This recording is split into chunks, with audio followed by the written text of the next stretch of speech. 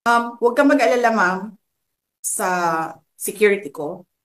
Kasi may kinausap na ako na tao. Sinabi ko sa kanya, kapag pinatay ako, patayin mo si BBM, si Lisa Araneta, at si Martin Romales. No joke.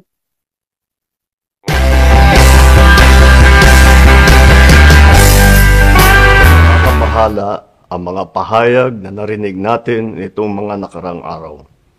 Nandyan ang walang pakundangang pagmumura at ang pagbabanta ng planong ipapatay ang ilan sa atin. Kung ganun na lang kadali ang pagplano sa pagpatay ng isang presidente, paano pa kaya ang mga pangkaraniwan na mamamayan? Yung ganyang kriminal na pagtatangka ay hindi dapat pinapalampas. Yan ay aking papalagan.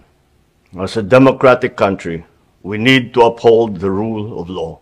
Ako, bilang pinuno ng Executive Department at lahat ng mga nanunungkulan sa pamahalaan ay may sinumpaang tungkulin na tutupdin at pangangalagaan ang konstitusyon at ang ating mga batas. Kaya hindi tama ang pagpigil sa mga halal ng bayan sa paghahanap ng katotohanan. Hindi na sanang hahantong sa ganitong drama kung sasagutin lamang ang mga lehitimong katanungan sa Senado at sa House of Representatives. Ang katotohanan ay hindi dapat itokhang. Tapos na sana ang usapang ito kung tutuparin lamang ang sinumpaang panata na bilang lingkod bayan ay magsabi ng totoo at hindi hahadlangan. Imbis na diretsahang sagot, nililihis pa sa kwentong chicheria. Hangad ko na matuldukan na itong mga pangyayaring ito sa parang matiwasay at magdadala sa atin sa katotohanan.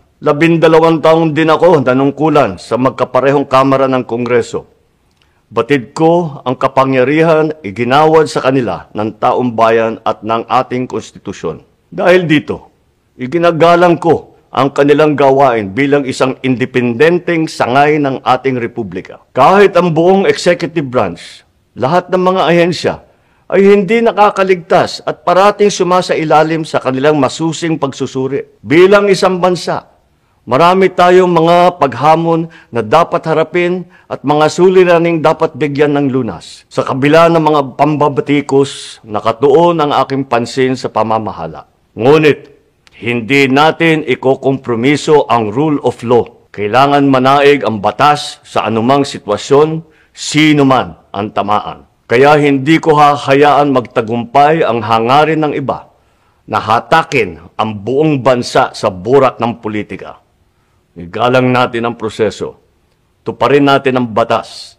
Alalahanin natin ang mandato na pinagkatiwala sa atin ng milyon-milyon na Pilipino. Magtrabaho po tayo sa ikauunlad ng Republika ng Pilipinas at para matamo ang bagong Pilipinas.